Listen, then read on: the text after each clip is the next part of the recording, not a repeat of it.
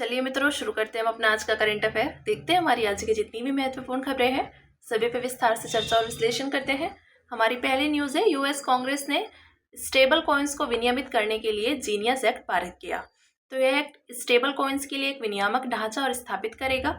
Stable coin एक प्रकार की क्रिप्टो करेंसी है जिसका मूल्य किसी अन्य मुद्रा, वस्तु या वित्तीय साधन से जुड़ा होता है।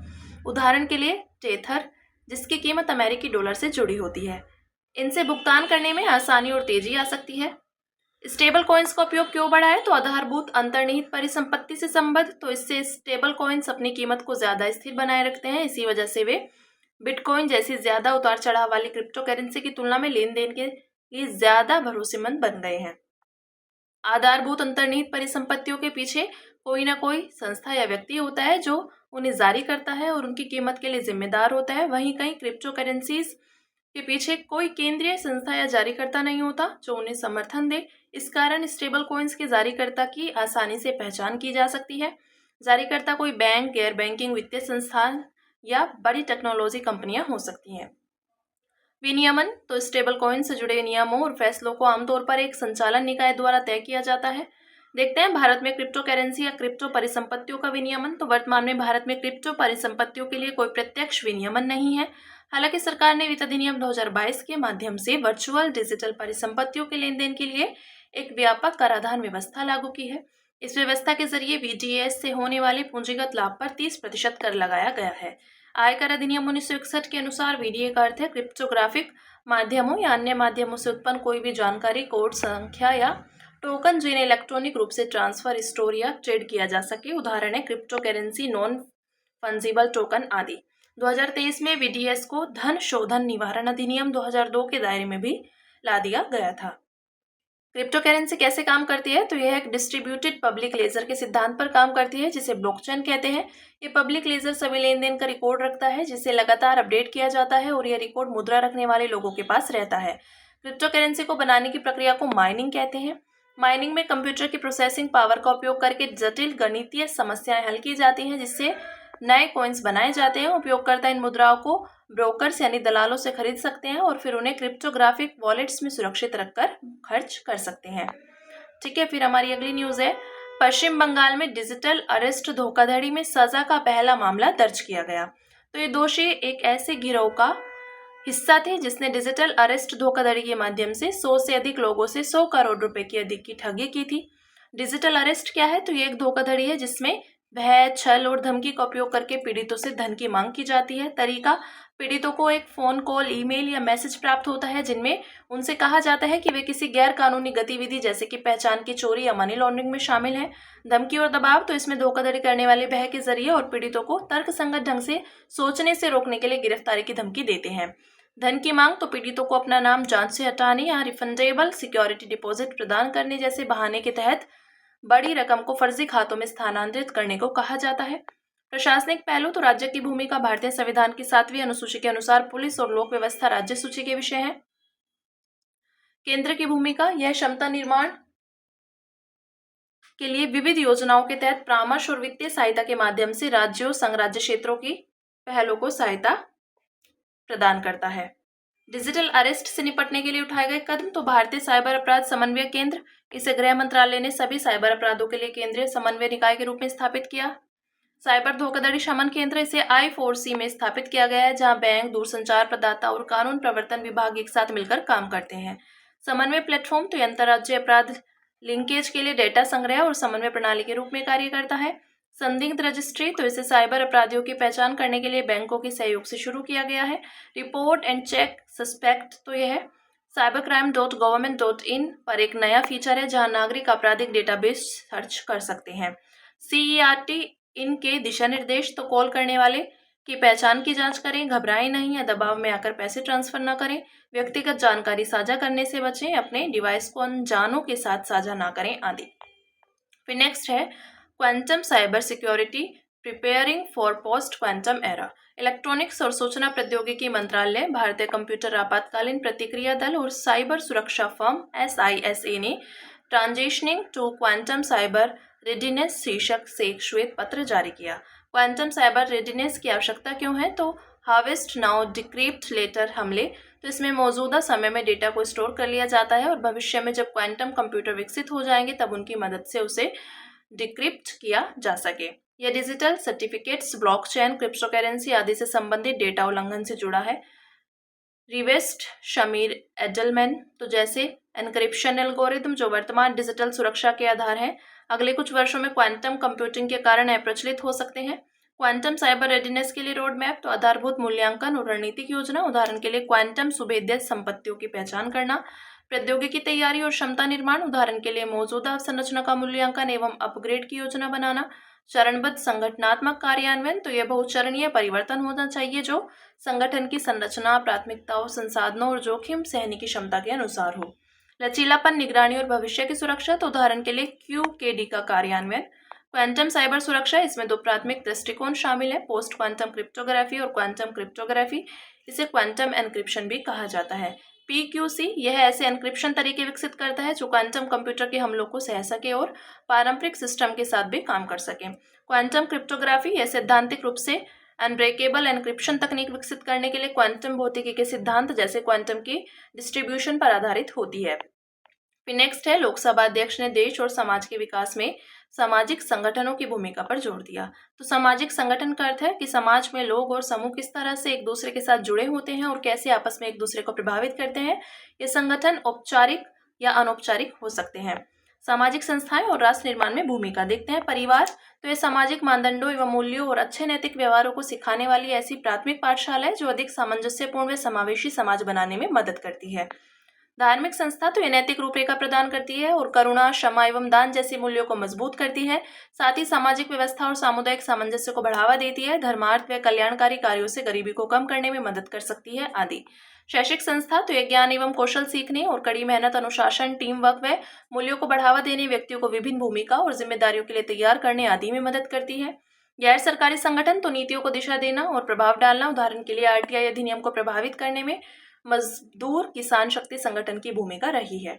जागरूकता एवं क्षमता निर्माण, जैसे लैंगिक मुद्दों से सेवा यानी SEWA ट्रेड यूनियन की भूमिका। बेहतर सेवा वितरण, तो उदाहरण शिक्षा के क्षेत्र में प्रथम NGO की भूमिका। लोकतंत्र को मजबूत करना, जैसे राजनीति को अपराध मुक्त करने के प्रयास में एसोसिएशन फॉर डेमोक्रेटिक रिफॉर्म्स की भूमिका। इस प्रकार प्रत्येक सामाजिक संस्था व्यक्तियों के जीवन के साथ साथ समुदायों के सामूहिक ताने बाने को भी आकार देने में एक विशिष्ट और महत्वपूर्ण भूमिका निभाती है तथा मानव समाज के सामाजिक, आर्थिक एवं सांस्कृतिक परिदृश्य को आकार देती है। इन संस्थाओं के महत्व को पहचानना और समझना भविष्य की चुनौतियों का सामना करने में सक्षम बनाने के लिए तथा संधारणीय, समावेशी व अनुकूलनशील समाजों के निर्माण के लिए अत्यंत महत्वपूर्ण है। फिर नेक्स्ट है, सरकार ने अपतटीय क्षेत्रों में परमाणु खनिजों के संचालन अधिकार नियम 2025 अधिसूचित किए। तो ये नियम अपतटीय क्षेत्र खनिज अधिनियम 2002 के प्रावधानों के तहत अधिसूचित किए गए हैं। नियमों के विषय में उद्देश्य है अपतटीय क्षेत्रों में यूरेनियम और थोरियम जैसे परमाणु खनिजों के अन्वेषण एवं खनन को विनियमित करना। ये नियम तभी लागू होंगे जब परमाणु खनिजों का संकेंद्रण एक निश्चित न्यूनतम स्तर से अधिक होगा। नियमों के तहत सरकार द्वारा नामित संस्थाओं को ही अन्वेषण लाइसेंस या उत्पादन पट्टे दिए जा सकते हैं। भारत में प्रमुख परमाणु खनिज, तो यूरेनियम मुख्य भंडार झारखंड, आंध्र प्रदेश, मेघालय, राजस्थान आदि। तो जैसे मेघालय में महादेव बेसिन, राजस्थान में north Delhi fault belt, Jharkhand Singhbhum shear zone, Karnataka Bhima basin, Telangana में नॉर्थ कडप्पा बेसिन और आंध्र प्रदेश में साउथ कडप्पा बेसिन। ठीक है, ये यूरेनियम के भंडार हैं। देखते हैं, जादूगोड़ा झारखंड देश की पहली खदान है जहां वाणिज्यिक स्तर पर यूरेनियम निकाला गया। अन्य महत्वपूर्ण खदानें लांबापुर, पेडागट्टू आंध्र प्रदेश, बगजाता खदान झारखंड आदि। भारत में अधिकतर यूरेनियम भंडार छोटे हैं और दुनिया के प्रमुख यूरेनियम उत्पादक देशों की तुलना में काफी कम गुणवत्ता वाले हैं। थोरियम, भारत में यूरेनियम के भंडार सीमित हैं लेकिन थोरियम के प्रचुर भंडार हैं। मोनोजाइट में लगभग 8 से 10% थोरियम होता है। केरल और ओडिशा के समुद्र तटों की रेत में मोनोजाइट के समृद्ध भंडार पाए जाते हैं। फिर नेक्स्ट है अन्य सुर्खियां, जिसमें पहली न्यूज है अंतर्राष्ट्रीय आपराधिक न्यायालय। तो यूक्रेन अंतर्राष्ट्रीय आपराधिक न्यायालय की स्थापना करने वाली रोम संविधि का 125वां पक्षकार राष्ट्र बन गया है। इसके विषय में देखते हैं, यह पहला स्थायी अंतर्राष्ट्रीय न्यायालय जो ऐसे व्यक्तियों की जांच और अभियोजन करता है जिन पर गंभीर अंतर्राष्ट्रीय अपराधों में शामिल होने का आरोप लगा होता है। यह निम्नलिखित मामलों में अभियोजन चलाता है: नरसंहार, युद्ध अपराध, मानवता के विरुद्ध अपराध, आक्रमण का अपराध। इसकी स्थापना रोम संविधि के तहत हुई थी जिसे 1998 में अपनाया गया और 2002 में लागू किया गया। भारत रोम संविधि का पक्षकार देश नहीं है। मुख्यालय इसका हेग, नीदरलैंड।